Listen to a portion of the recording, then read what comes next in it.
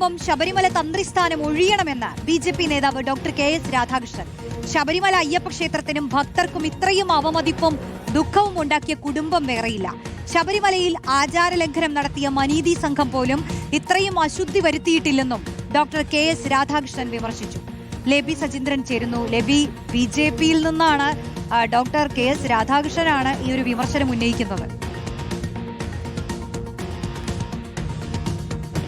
റോഷ്നി, തീർച്ചയായും അതിരൂക്ഷ വിമർശനമാണ് ശബരിമല തന്ത്രി സ്ഥാനത്തിന് അർഹരായ താഴമൺ കുടുംബത്തെക്കുറിച്ച് ഇപ്പോൾ BJP നേതാവ് ഡോക്ടർ KS രാധാകൃഷ്ണൻ നടത്തിയിരിക്കുന്നത്.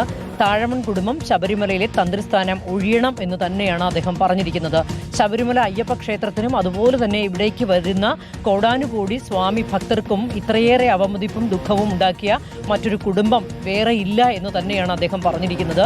ശബരിമലയിൽ ആചാരലംഘനം നടത്തി അശുദ്ധി വരുത്തിയ മനീതി കുടുംബം ചെയ്ത അതിനേക്കാൾ വലിയ അശുദ്ധിയാണ് ഇപ്പോൾ നടത്തിയിരിക്കുന്നത്. മനീതി സംഘം നടത്തിയ അശുദ്ധി അത് ആചാരലംഘനമാണ്, അതിന് പരിഹാര ക്രിയകളുണ്ട്. എന്നാൽ അപരിഹാര്യമായ അശുദ്ധിയാണ് താഴമൺ കുടുംബം വരുത്തിയിരിക്കുന്നത്. കണ്ഠരര് മോഹനരെ വേശിപ്പുരയിൽ നിന്ന് പോലീസ് പിടിച്ചു എന്ന് പഴയ കണ്ഠരര് മോഹനരുടെ പഴയ ശോഭാ ജോൺ കേസ് ഉദ്ധരിച്ചുകൊണ്ടാണ് ഇവിടെ ഡോക്ടർ KS രാധാകൃഷ്ണൻ പറഞ്ഞിരിക്കുന്നത്.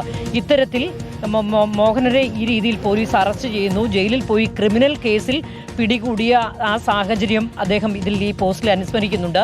ജയിലിൽ പോയി ക്രിമിനൽ കേസിൽ വിചാരണ നേരിട്ട ആ തന്ത്രി അന്ന് അദ്ദേഹത്തിന്റെ മകനെ ആ സ്ഥാനത്തേക്ക് അവരോധിക്കാനായി ആവശ്യപ്പെടുന്നു. ആ തന്ത്രി അത് ശബരിമല ക്ഷേത്രത്തിന്റെ ഉടമസ്ഥാവകാശത്ത് നിൽക്കുന്ന ബോർഡ് അത് അംഗീകരിക്കുന്നു. അതിനെയൊക്കെ വളരെ നിശിതമായ ഭാഷയിൽ തന്നെയാണ് വിമർശിച്ചിരിക്കുന്നത്.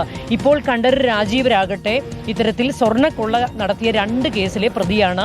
പ്രതിഷ്ഠാമൂർത്തിയുടെ പിതൃസ്ഥാനം തന്ത്രിക്കാണ് എന്നിരിക്കെ ഈ പുത്രഹത്യയ്ക്ക് കൂട്ടുനിന്ന പിതാവ് എന്ന ദുഷ്പേര് കൂടി രാജീവർക്ക് വന്നിരിക്കുകയാണ്.